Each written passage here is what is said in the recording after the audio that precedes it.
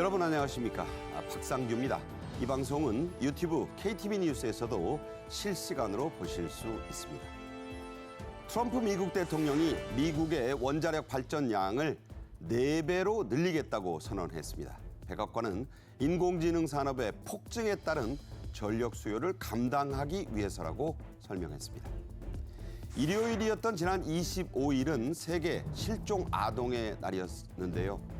수십 년 만에 극적으로 상봉하는 실종 가족들의 사연, 또 이를 위해 꼭 해두셔야 할 사전 조치들을 알아보겠습니다.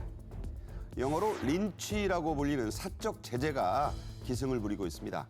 특히 일부 유튜버들의 극단적인 돈벌이 수단으로 전락해서 심각한 문제까지 유발하고 있는데요. 집중적으로 분석해 보겠습니다. 배종찬 인사이트 K연구소장, 양지민 변호사와 함께하겠습니다. 안녕하세요. 안녕하십니까. 어서 오십시오. 네.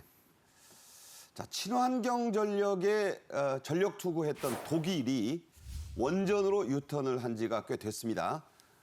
미국 등 세계 각국도 원전에 갈수록 힘을 싣고 있는 추세인데요.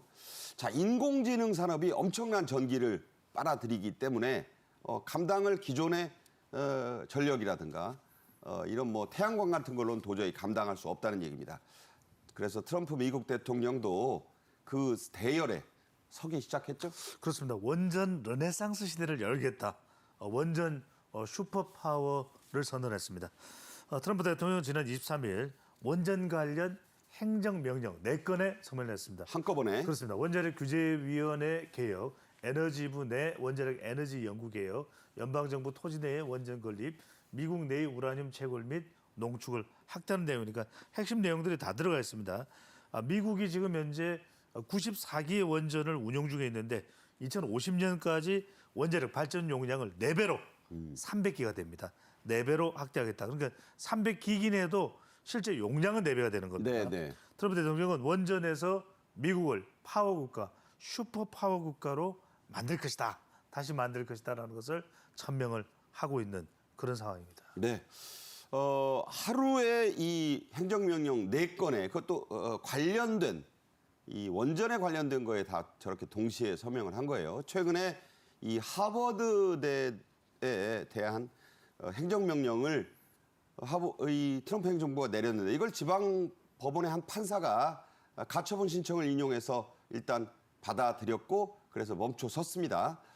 트럼프 대통령 이런 여러 행정명령들이 곳곳에서 법원이라는 일종의 암초를 만나고 있는 건데 왜 그런 건가요? 이 원칙적으로 이 미국 대통령의 행정명령이라는 것은 연방법과 동일한 수준의 효력을 가집니다. 그렇다라고 해서 무소불위의 권력을 가졌다, 파워를 가졌다라고 보기는 어렵고 이것이 주법과 충돌을 하면 그럼 주법이 우선하거든요. 그런데 지금 문제가 대선 공약 중에 하나가 출생 시민권을 폐지하겠다라는 것이었습니다. 불법적으로 들어오게 된 이민자가 자녀를 출산했을 때 이 자녀가 그대로 미국 시민권을 갖게 되는 그것을 끊기 위해서 이 출생 시민권을 폐지하겠다라고 했었는데요. 그런데 이것을 메릴랜드와 시애틀 주 법원에서 제동을 건 것입니다. 처음에 메릴랜드 주 지방 법원에서 이것이 250년 역사에 걸친 우리의 역사에 위배된다라면서 제동을 걸었고요. 14일 동안 효력을 정지했는데 기간 만료를 하루 앞두고 시애틀 법원에서 새로운 판결이 또 나오게 되면서 역시 효력이 멈춰서게 된 것입니다.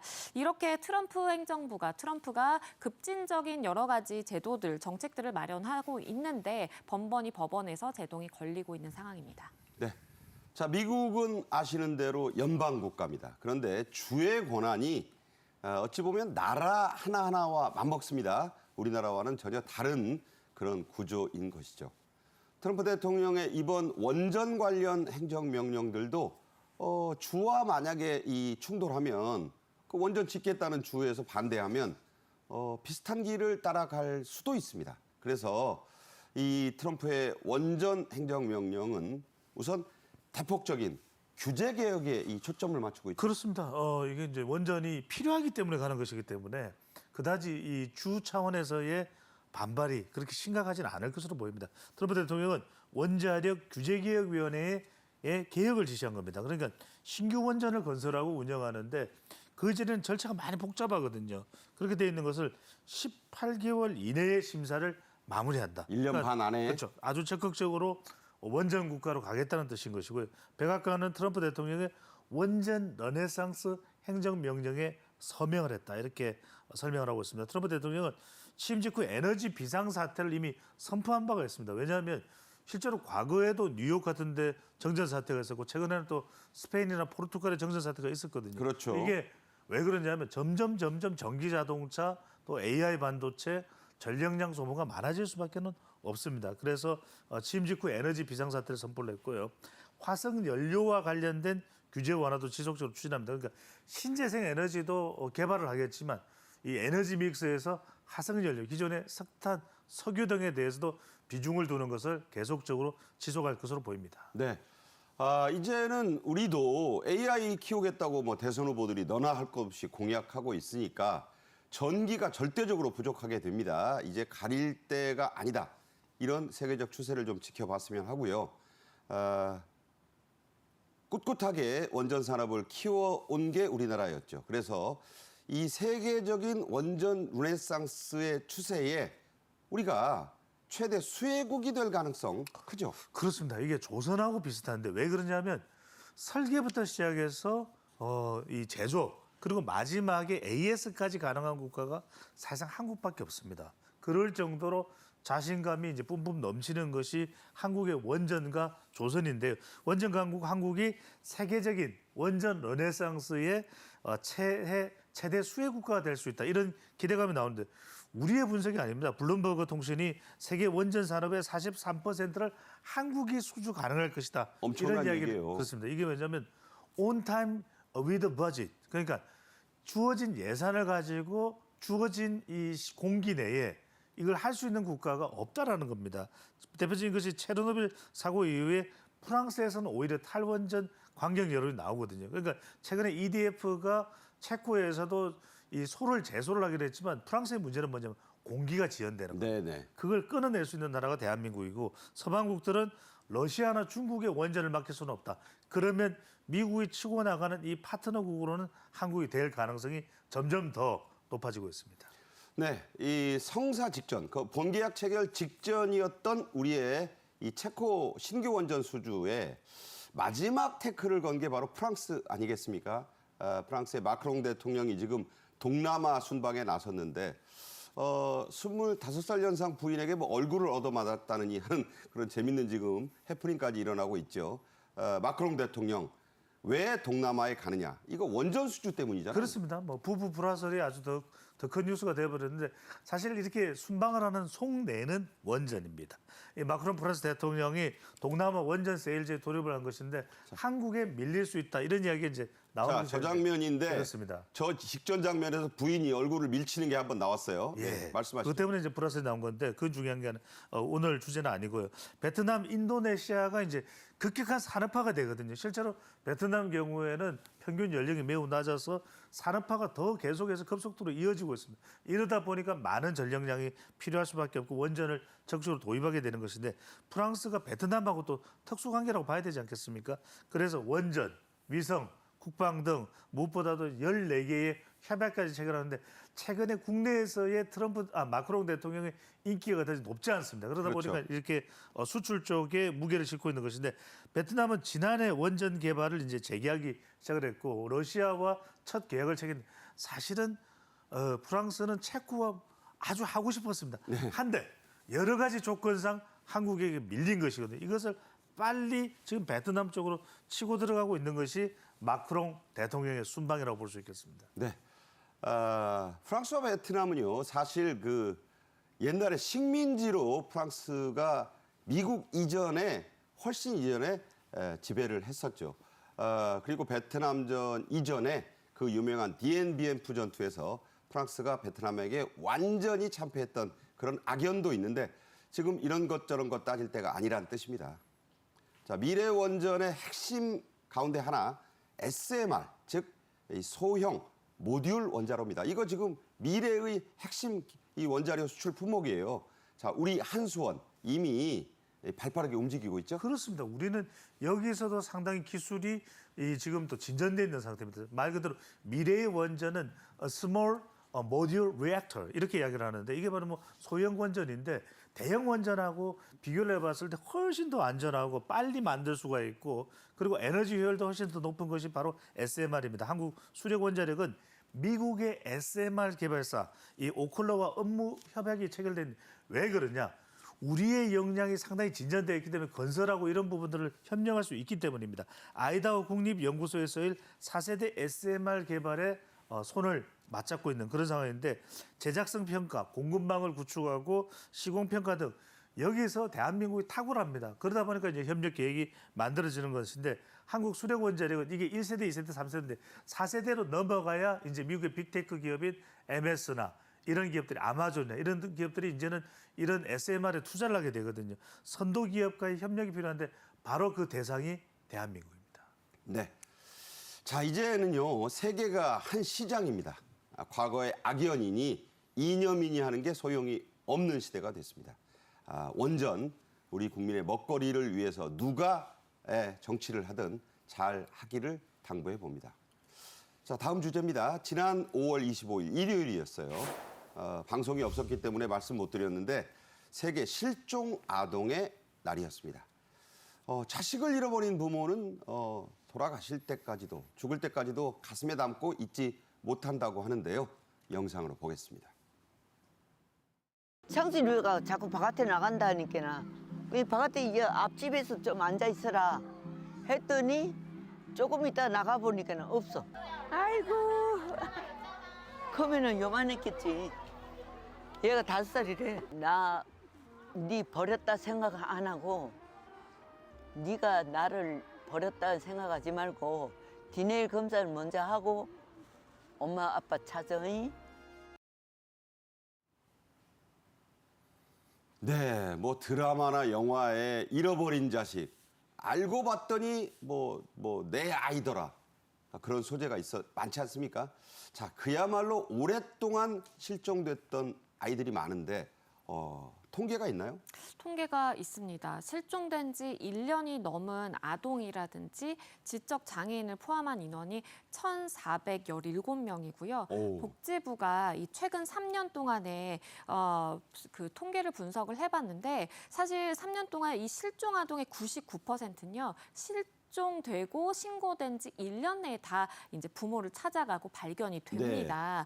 그런데 여기서의 문제는 대부분의 실종 아동들이 20년 이상 된 장기 실종 아동이라는 것이고요. 많아요. 그렇습니다. 20년 넘은 실종 아동이 1,050명으로 지금 집계가 됐고 지적, 자폐 아니면 정신 장애인으로 분류되는 아동이 78명입니다. 작년 그러니까 2024년에도 아동 실종 건수가 약 2만 건이 넘었습니다. 2만 5천 건이었는데요. 대부분은 다 부모를 찾아가고 집으로 돌아갔지만 64명의 경우에는 연말까지도 행방불명이기 때문에 전문가들은 일단 신고가 들어와서 금방 찾아지는 것이 대부분이지만 이것이 1년이 넘기면 굉장히 장기가 될 가능성이 있다라고 이야기합니다. 네.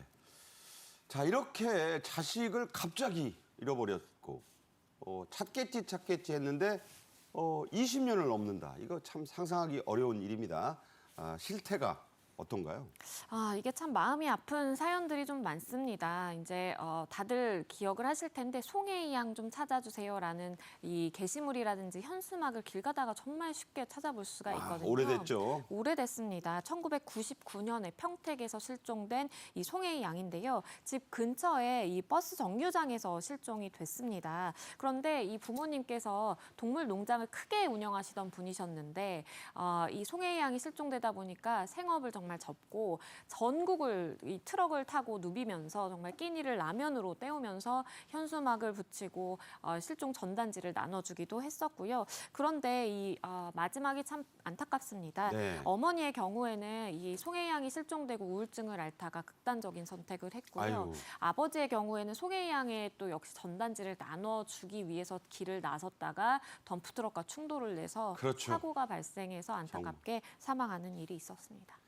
네, 비단 저분들 뿐이겠습니까? 지금도 자식을 찾지 못해 애태우는 가족들이 많죠. 그런가 하면 무려 45년 만에 상봉한 이런 남매도 있어요. 그렇습니다. 이게 왜 어떻게 가능할 수 있냐면 생이별하는 남매였는데 45년 만에 극적 상봉을 했고 이건 DNA를 등록해둔 덕분이었습니다. 1981년 중국집에서 사라진 여동생이 3살, 오빠가 6살. 이때 아유.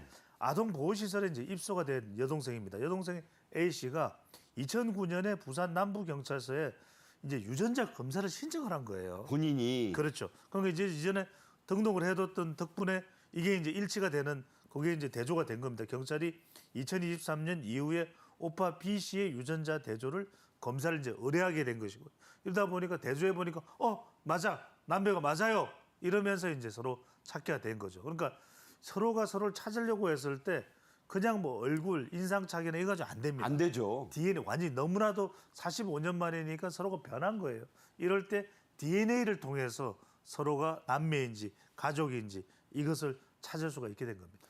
요새 드라마의 단골 코드가 칫솔, 머리카락 의뢰하고 그렇습니다. 그게 오면 봉투를 뜯어서 볼 때 99.999% 맞습니다. 이게 단골 소재가 된 지가 오래가 됐습니다. 그 봉투 때문에 화들짝 또 놀래요. 그러니까요. 또 아니라고 해서 놀라고. 자, 비슷한 또 다른 사례도 있습니다. 이번에는 이 경찰의 역할이 아주 컸다고요? 그렇습니다. 이 1989년에 이 조카가 실종이 되는 일을 겪은 고모가 있는 겁니다. 그러니까 원래 가정에서 이제 자라다가 가게가 어려워지다 보니까 고모 댁에 맡겨진 그런 상황이었어요. 그런데 아이가 갑자기 이제 사라지게 됐고 고모 입장에서는 엄마의 집으로 돌아갔다라고 왜냐하면 엄마와 고모가 굉장히 좀 서먹한 사이였다라고 해요. 그래요? 그래서 그때 당시 휴대전화도 없고 연락을 주고받는 사이가 아니다 보니까 엄마 집으로 돌아갔나라고 생각을 하고 있었는데 나중에 실종된 것이라는 걸 파악하게 된 거죠. 네. 그래서 경찰에 이제 신고도 하고 기다리고 있었는데 결국에는 이 경찰의 역할이 굉장히 컸던 이유가 일단은 장기 실종 사건 전담 부서로 이동을 하고 이 남자아이가 어떻게 됐을까를 쭉 추적을 하던 중에 무연고자의 가능성이 높겠다라고 경찰이 생각을 하게 됩니다. 네. 그래서 무연고자 중에 추려서 39명을 추리게 되고요. 어우. 거기서 DNA를 대조를 해보다 보니까 실제 가족을 찾게 된 겁니다. 네. 그래서 이 남성의 경우에는요, 36년 만에 가족의 품에 돌아갈 수 있었습니다. 네. 일제 36년이 생각날 만큼의 정말 긴 기간인데 이렇게 찾을 수 있었다. 얼마나 다행입니까? DNA 이런 또 경찰분들의 노력이 있는데 이게 엄마와 고모 신우올케 사이가 참 쉽지 않군요. 자, 이렇게 오랫동안 실종 사태가 일어나는 일이 많아서 이걸 막기 위해서는 반드시 해야 하는 게 있습니다. 영상으로 보시죠. 나는 문입니다. 만약에 당신의 가족에게 실종이란 엄청난 일이 일어났을 때 가족이 안전하게 돌아올 수 있도록 지켜주는 문. 나는 지문입니다. 가족 중 18세 미만의 아동, 지적, 자폐성, 정신장애인, 치매 환자가 있다면 지문 등 사전 등록 오늘 바로 하세요. 지문 찍고 사진 찍고 등록하면 끝. 안전 드림 앱으로 집에서도 가까운 경찰서나 지구대, 파출소에서도 가능합니다. 우리 가족을 지켜주는 문은 지문입니다. 네, 전 세계에 수십억 명이 살지만 저 지문만은 다르다. 참 그런 얘기예요. 실종 아동을 찾기에 이 마스터키, 그러니까 뭐든지 가능한 열쇠가 된다 이런 얘기인데 하지만 안타깝게도 등록률이 저조하죠? 네, 이게 2024년 12월 기준으로 봤을 때 실제 18세 미만 아동으로 분류되는 사람들 중에 누가 지문 사전 등록을 했느냐라고 그 퍼센트를 보니까 65.1%에 그쳤습니다. 사실 지문 등록을 시작한 이후에 굉장히 빠르게 50%에 도달해서 목표하던 그러니까 100%를 달성할 수 있겠다라고 희망을 가지기도 했는데 네. 최근 들어서 굉장히 좀 저조한 등록률을 보이고 있다고 합니다. 아무래도 내 아이의 정보 그러니까 지문도 굉장히 소중한 개인 정보 중에 하나인데 이것이 혹시나 유출되지 않을까라는 우려감 때문에 많이들 등록을 하지 않고 있다라고 하고요. 다만 반드시 알아두셔야 되는 것이 이렇게 지문을 등록해둔 아이가 실종됐을 때에는 실제 39분 안에 평균적으로 부모를 찾을 수 있었던 반면에 만약에 지문 등록이 안 되어 있다라고 한다면 120배가 느립니다.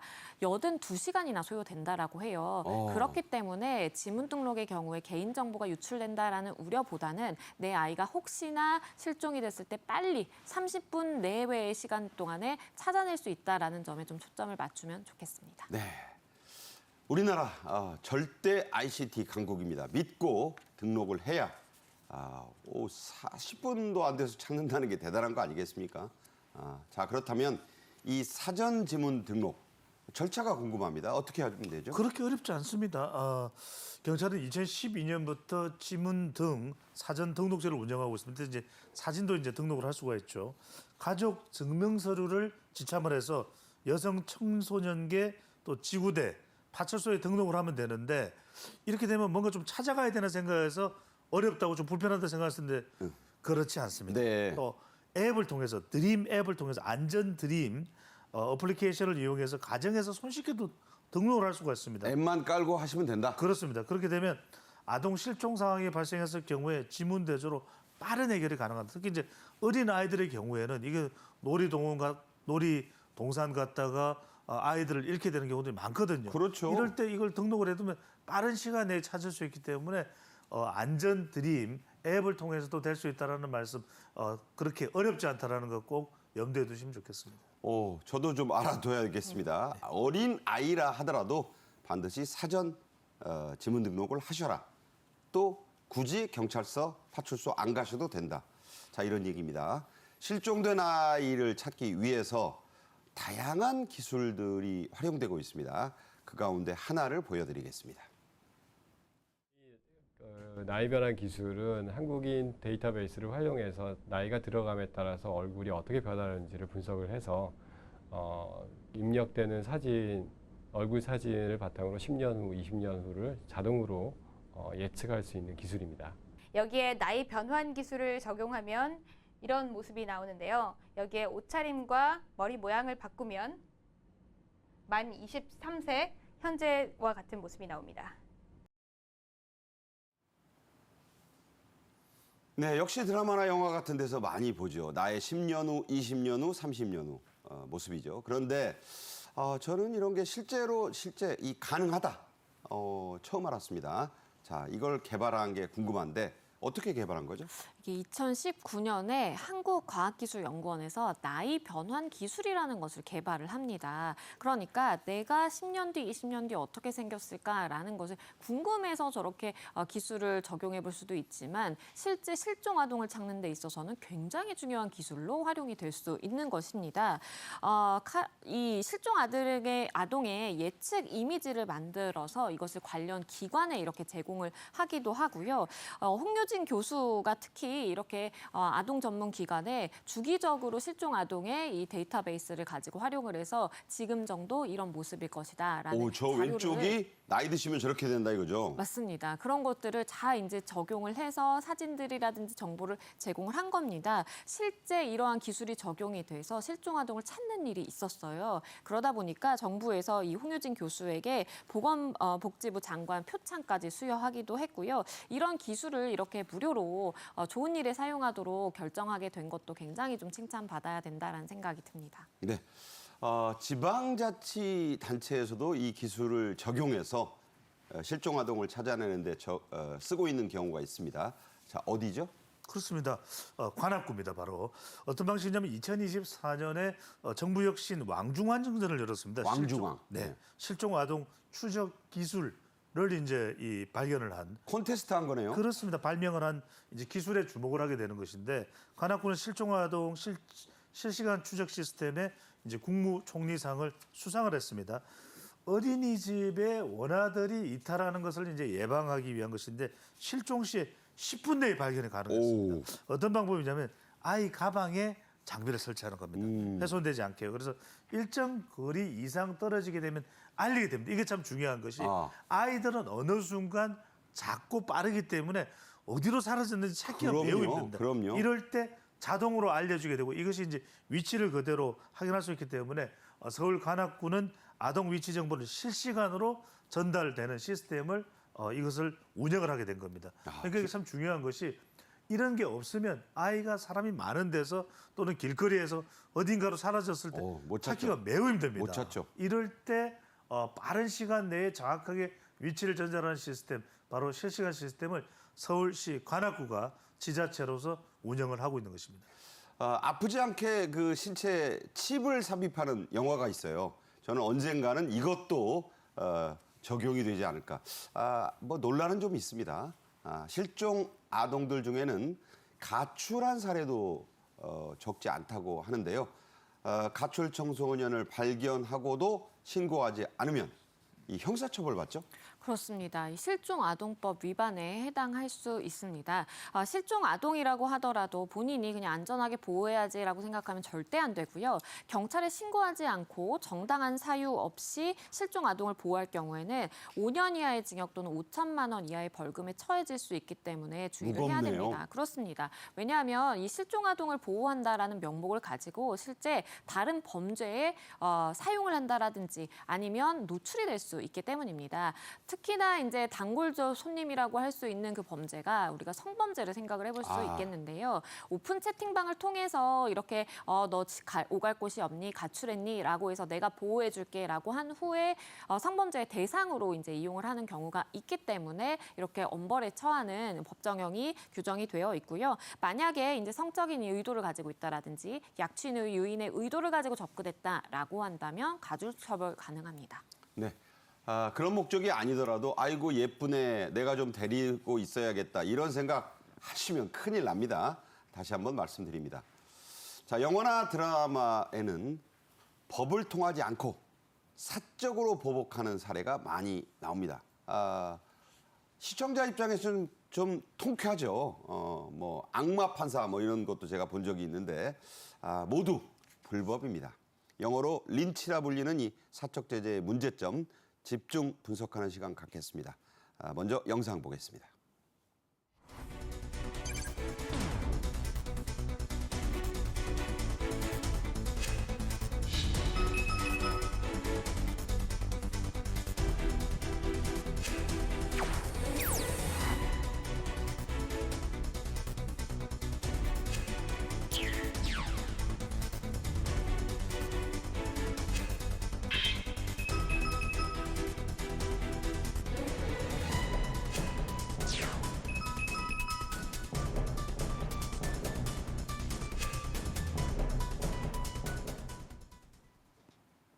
네, 언론에 대대적으로 보도됐던 경남 밀양의 여중생 성폭행 사건.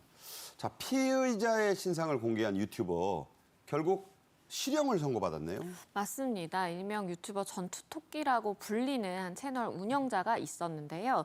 이 남성의 경우에는 명예훼손 등의 혐의를 받아서 결국에는 징역 2년 6개월 선고받았고 추징금도 나왔습니다. 왜냐하면 이게 수익화됐었거든요.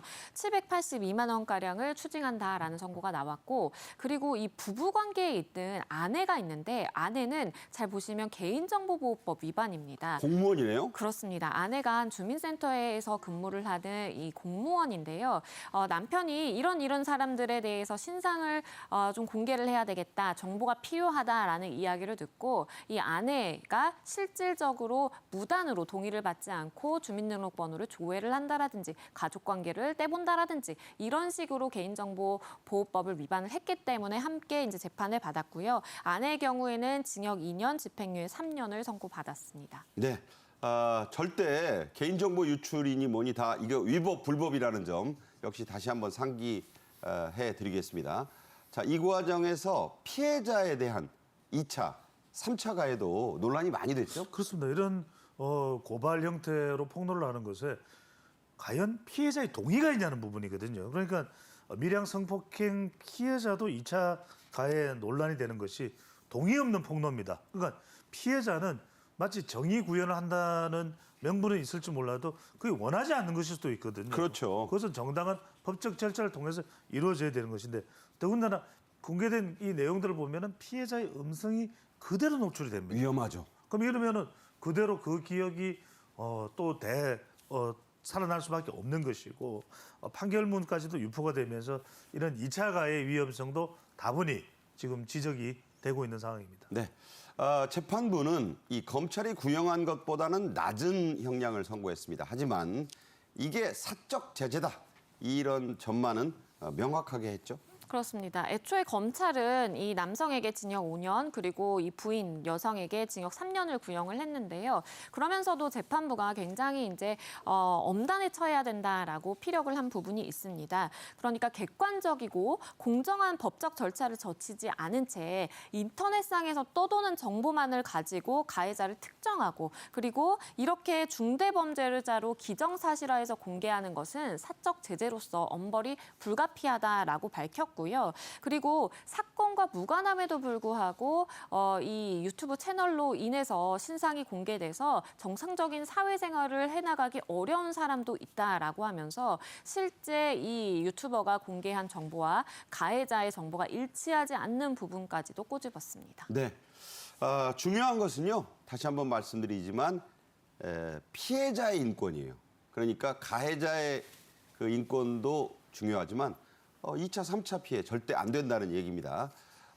사적 제재로 인해서 사람이 사망한 사건도 있었네요. 이거 어떤 사건입니까? 이 경우에는 일명 음주운전 헌터라고 해서 이 사람이 음주운전하는 것 같다라고 하는데 경찰이 출동해서 잡기에는 시간적으로 부족하니까 우리가 직접 따라가겠다라면서 쫓은 사건이 있었습니다. 그 유명한 저도 본 것 같아요. 그렇죠. 그런데 이렇게 음주운전 혐의자라고 하더라도 이 유튜버 음주운전 헌터와 그 구독자들에게 쫓기다 보니까 사람이 굉장히 심리적으로 위축이 되는 것입니다. 운전도 제대로 할 수 없었겠죠. 그러다 보니까 실제로 이 갓길에 대형 화물차가 정차해 있었는데 그 화물차에 그대로 들이받으면서 화재가 발생했고 음주운전 혐의를 받던 이 운전자는 사망을 하게 되는 사건이 발생했습니다. 물론 음주운전을 한 것 그 자체도 처벌 대상이고 잘못한 행위이긴 하지만 그것을 내가 나서서 내가 경찰도 아님에도 불구하고 내가 나서서 사적 제재라든지 복수를 하려다가 이렇게 사망하게 되는 사건도 발생했습니다. 네. 자, 이런 상황, 이 참상을 생중계한 유튜버 조회수 올리고 구독자 확보한 것뿐만 아니고 자, 이게 문제예요. 돈까지 많이 챙겼어요. 그렇습니다. 결과적으로는 이렇게 경제적 이유 아니냐 이렇게 또 생각할 때 그게 또 과하면 얼마나 또 큰 문제가 될 수 있는 거 아니겠습니까? 음주운전 이것이 이제 나쁘다 이렇게 해서 이제 뭐 추격전을 했는지는 모르겠습니다만 유튜브로 생중계를 해서 후원금 수익까지 받았다라는 것이고요. 또 하나가 이제 유튜브 구독자를 동원해서 추격전. 그러니까 이건 진짜 더 위험한 겁니다. 그렇죠. 유튜브의 구독자에게 그 지점에 있어요. 그러면 좀 추적을 해보세요. 발견했어요. 그걸 한번 추적해보세요. 그럼 매우 위험한 겁니다. 그렇기 때문에 교통사고의 위험과 위협을 조성한 거 아니냐, 부추긴 거 아니냐 이렇게도 해석이 될 수 있는 것이고 더한 것은 뭐냐면 2023년에 있었던 일인데 12월이었죠. 음주 사실이 없는 운전자입니다. 음주 운전자가 아니에요. 예. 그런데도 불구하고 마치 음주 운전을 한 마냥 차량의 못 나오게 운전자를 감금하고 위협하는 경우도 있었거든요. 그러니까 이런 게 보면 음주운전을 못 나오게 또는 음주운전이 우리 사회에서 사라진다는 것을 좀 권장한다든지 이런 거면 유익하지만 이걸 추격하고 이것이 이제 조회수가 나오고 돈까지 연결되고 심지어는 음주운전한 사실이 없는 운전자까지 위협이 된다면 네. 이건 과하고 위험한 것이 되는 것이죠. 과할 뿐만 아니라 이걸 할 권리가 누구에게 있습니까? 경찰도 이거는 엄격한 범죄 이 현장을 확인하고 이 직무집행법에 따라 하는 거예요. 하면 안 되죠. 자, 이런 사적 제재 논란에 본격적으로 불을 지핀 것은 디지털 교도소라는 지적이 있습니다. 자, 이것에 대해서 좀 설명이 필요해요. 네, 디지털 교도소라는 것은 그러니까 범죄자들의 신상을 우리가 사회에 공개를 함으로써 사실상 솜방망이 처벌을 받는 사건들도 생길 수 있지만 이것을 우리가 처단한다, 엄단한다라는 의미를 가지고 저렇게 디지털 교도소다라는 채널이 생기게 된 것입니다. 네. 실제 2020년에 우리가 N번방 사건으로 굉장히 국민적인 공분이 뜨거웠을 때 디지털 디지털 교도소라는 것이 생겼고 경찰에서 신상공개심의위원회를 열어서 신상공개 결정이 되기 이전에도 이 사람이 가해자다라고 하면서 신상을 공개를 했죠. 당시에 워낙 사건에 대한 공분이 심하다 보니까 많은 사람들이 뭔가 해소감을 느끼게 됐고 열광을 하는 팬들, 지지자들까지 생겨났던 그런 상황이 있었습니다. 예. 강력범죄라든지 성범죄라든지 아동학대 이렇게 딱 특정을 지어서 우리는 이 범죄를 저지른 사람들만 공개를 한다라고 하기도 했었고요. 실제 거주지라든지 휴대전화, 언제 어디서 재판을 받는다, 몰려가서 우리가 혼내주자 이런 이야기까지 올라가다 보니까 방송통신심의위원회에서 이 채널을 접속 차단을 할지 말지를 여러 차례 고민을 했었는데요. 결국에는 허위 정보가 유통됐던 사례가 있었기 때문에 이걸 근거로 해서 현재는 접속이 차단되어 있는 상황입니다. 예. 과연 누가 저런 걸 인터넷 공간에 그것도 교도소란 이름으로 설치를 할 수가 있겠습니까? 모든 걸 법에 따라야 합니다. 법의 통치, 법치는 중요한 겁니다. 자, 이 디지털 교도소에서 공개한 신상 정보들 때문에 억울한 피해자들이 나오기도 했죠.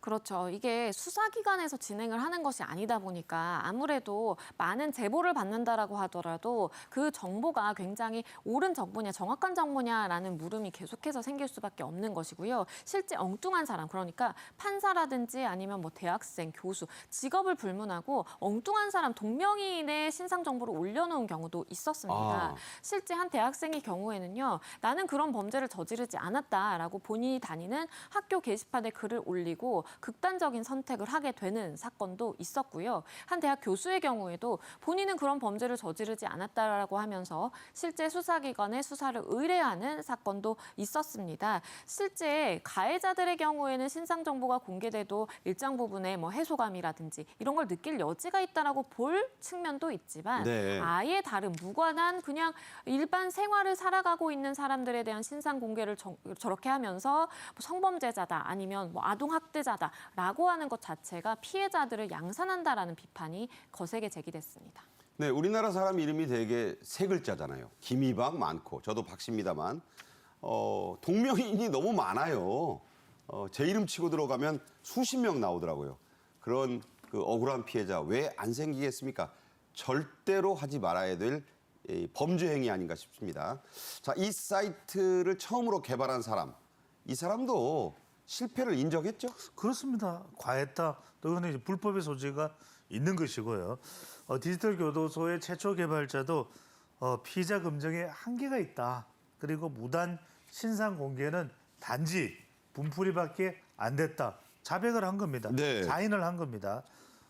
디지털 교도소 최초 개발자는 제보 사실 여부에 판단이 어렵다. 그걸 어떻게 한 개인이 판단하겠습니까? 네. 신상 정보 공개 심의의 결과를 신뢰해야 된다. 신상 공개의 득실을 따져서 결정하는 거 아니겠습니까? 그것이 맞는 것일 테고요. 정의는 법과 또 질서를 통해서 이루어져야 된다. 신상 공개로 문제 해결이 돼서는 안 된다는 점을 실제로 이 디지털 교도소라는 사이트를 최초로 개발한 사람도 그 사실에 대해서는 인정을 했습니다. 네. 프랑스 대혁명 때 그 단두대라고 불린 그 기요틴, 이게 그 발명한 사람 의사 이름을 딴 거거든요. 결국 그 기요틴이 목이 잘린 바가 있습니다. 사적 제재의 가장 큰 문제들 가운데 하나, 이게 뭐냐? 공개된 정보를 어떻게 또 얼마나 신뢰할 수 있겠느냐 하는 것 아니겠습니까? 자, 어떻게 보세요, 이건? 그렇습니다. 이게 수사기관이 아닌 다음에서야 사실 이렇게 동명이인에 대해서 주민등록번호를 통해서 엄정하게 가려낼 수 있는 시스템을 구축해놓고 있는 건 아닙니다. 그러다 보니까 아무리 제보를 확실하다라고 해서 받았다라고 하더라도 그 제보 자체가 조작될 가능성을 배제할 수 없는 것이고요. 그렇기 때문에 사실 왜곡된 정보가 유통이 될 가능성이 농후한 것입니다. 네. 그리고 그 절차적인 문제도 제기가 될 수 있는데요. 예를 들어서 앞서 설명드린 사례처럼 내가 공무원인데 사람들의 인적 조회를 할 수 있는 권한을 가지고 있다. 이것을 함부로 인적 조회를 해서 정보를 수집했다라든지 아니면 우리가 수사기관에서 수사를 할 때에도 함정 수사의 경우 금지가 되는데 함정 수사를 통해서 미끼를 물도록 하는 방식으로 어떤 정보를 제공받았다라든지 이런 경우에는 절차적인 문제도 생길 수가 있기 때문에 사실은 무고한 무고한 피해자가 양상될 가능성이 굉장히 많습니다. 네. 누구도 억울한 피해자가 생기면 안 되죠. 자, 명확한 기준이 없이 공개자의 자의적 판단. 그러니까 내가 무슨 뭐 심판자야. 내가 결정해. 이거 대단히 위험천만한 생각입니다. 이런 것들로 신상 공개가 이루어지는 거.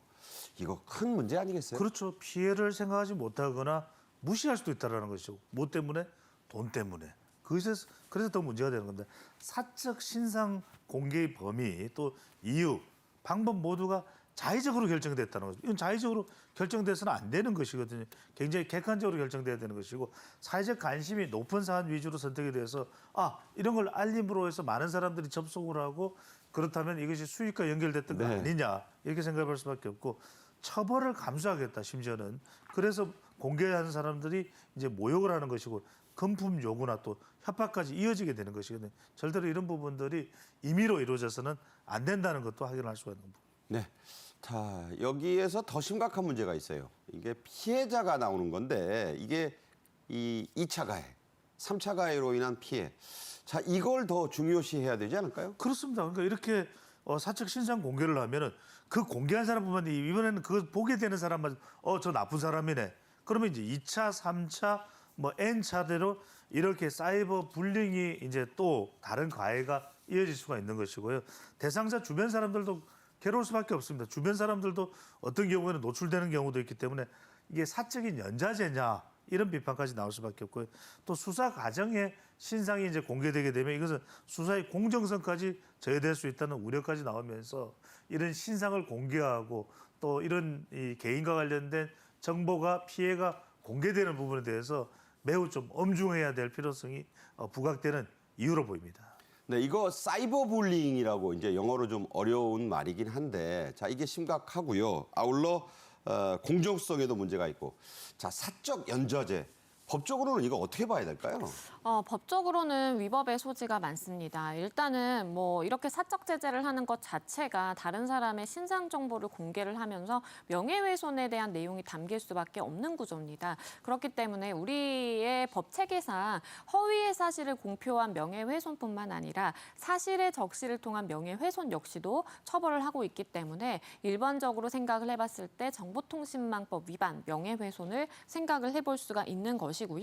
더불어서 우리가 그 사람의 정보를 취득하기 위해서 미행을 한다라든지 아니면 그 사람에게 계속해서 해명을 요구하면서 이렇게 해명하지 않으면 나는 당신의 신상 정보 공개하겠다, 넘기겠다라고 계속해서 연락을 취하고 원치 않는데 연락을 취하고 쫓아다니는 것 자체가 스토킹 처벌법 위반이 될 수도 있는 소지가 있습니다.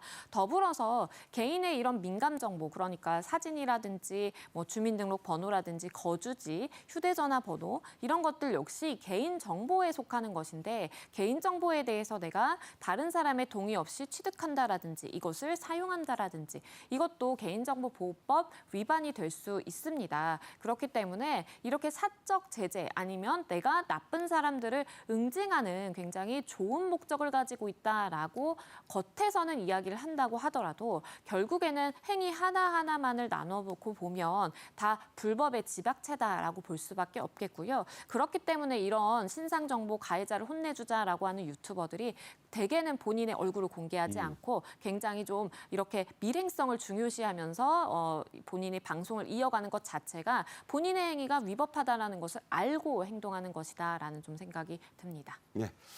중요한 것은 경찰도 법무부도 지금 이런 그 신상 공개를 할 때 매우 엄격한 절차와 원칙을 따르고 있어요.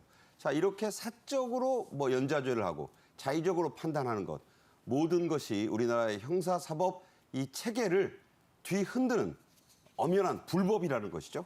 그렇습니다. 우리가 법무부라든지 수사기관에서 신상정보를 공개할 때에는 신상정보공개심의위원회라는 것을 거치도록 되어 있고요. 그 요건도 굉장히 까다롭습니다. 왜냐하면 일반적으로 우리가 죄를 저질렀다라고 하더라도 수갑을 찬 혐의자라고 하더라도 무죄 추정의 원칙이 적용이 돼야 되기 때문에 신상정보를 공개할 때에는 이 사람이 미성년자이지 않을 것 그리고 범죄를 저질렀을 만한 상당한 개연성이 확인이 될 것 본인이 범죄에 대해서 자백하고 있을 것, 굉장히 다양한 그러한 요건들을 마련해 놓고 있거든요. 하지만 유튜버들이 신상 정보를 공개할 때에는 이런 요건들이 전혀 중요하지 않고 본인의 주관적인 의사에 따라서 공개가 되는 것이기 때문에 절차적인 문제도 있습니다. 네, 설명 잘 들으셨으리라 믿습니다. 지금까지 배종찬 소장, 양지민 변호사와 함께했습니다. 고맙습니다. 그렇습니다. 홍역과 코로나19가 기승을 부리고 있습니다. 미심쩍은 사람이나 공간에 가실 때는 마스크 반드시 하시고요. 1967년 이전 출생자는 이후 출생자죠. 가급적 홍역 예방주사 꼭 맞으시길 당국이 권하고 있습니다. 내일 오후 1시에 또 뵙겠습니다. 감사합니다.